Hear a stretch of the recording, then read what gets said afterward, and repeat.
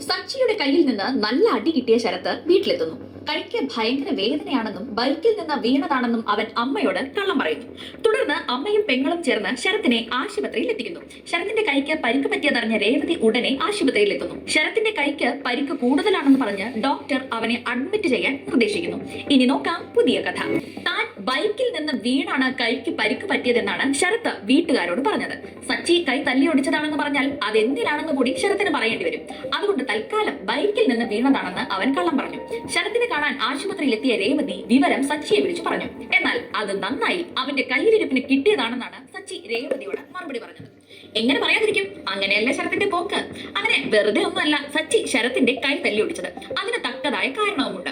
അമ്മ ചന്ദ്രയുടെ ബാഗ് തട്ടിപ്പറിച്ച് അതിലെ പണവും കവർന്ന് കോളേജിൽ കയറാതെ പലിശക്കാരൻ ആന്റണിയുടെ കൂടെ കറക്കമാണ് ശരത്ത് ചെയ്തുകൊണ്ടിരുന്നത്. വിവരമറിഞ്ഞ് ശരത്തിനെ നേരിട്ട് കണ്ട് സംസാരിക്കാൻ ചെന്ന സച്ചി കണ്ട കാഴ്ച ശരത്ത് മഹേഷിനെ കൈ വെക്കുന്നതാണ്. എല്ലാം കൂടി ആയപ്പോൾ സച്ചിക്ക് ക്ഷമ കെടുകയാണ് ഉണ്ടായത്. എന്തായാലും താൻ ആശുപത്രിയിലേക്ക് വരുന്നില്ലെന്നും നീ അവിടുത്തെ കാര്യങ്ങൾ നോക്കിക്കൊള്ളാനും സച്ചി രേവതിയോട് പറഞ്ഞു. സച്ചിയുടെ അപ്രതീക്ഷിതമായ ഈ പെരുമാറ്റം കണ്ട് രേവതി സത്യത്തിൽ ഞെട്ടിപ്പോയി. തനിക്കോ തന്റെ വീട്ടുകാർക്കോ എന്തെങ്കിലും പറ്റിയാൽ ഓടി വരുന്ന ആളായിരുന്നു സച്ചി. എന്നാൽ ഇങ്ങനെ ഒരു പ്രതികരണം ഇതാദ്യമാണ്. എന്തായാലും ആശുപത്രിയിൽ നിന്ന് വീട്ടിലെത്തിയ രേവതിയോട് അനിയന്റെ കൈക്ക് എങ്ങനെയുണ്ടെന്ന് അച്ഛൻ അന്വേഷിക്കുന്നു. അങ്ങനെ കാര്യങ്ങൾ സംസാരിച്ചുകൊണ്ടിരിക്കുമ്പോഴാണ് സച്ചി മുറിയിൽ നിന്നും വന്നത് രേവതി കണ്ടത്. ദൂരേക്ക് ട്രിപ്പ് പോകാനുണ്ടെന്ന് പറഞ്ഞ ആളെങ്ങനെയാണ് വീട്ടിലെ മുറിയിൽ എത്തിയതെന്ന് അവൾ ചോദിക്കുന്നു. സ്വാഭാവികമായും അനിയന് വയ്യെന്ന് പറഞ്ഞപ്പോൾ ആശുപത്രിയിൽ വരാൻ കൂട്ടാക്കാതെ ഇരുന്ന സച്ചിയോട് അവൾക്ക് ദേഷ്യം വന്നു. എന്നാൽ താൻ എന്തുകൊണ്ടാണ് ആശുപത്രിയിൽ വരാൻ തയ്യാറാവാതിരുന്നതെന്ന് സച്ചി ഇതുവരെ പറഞ്ഞിട്ടില്ല.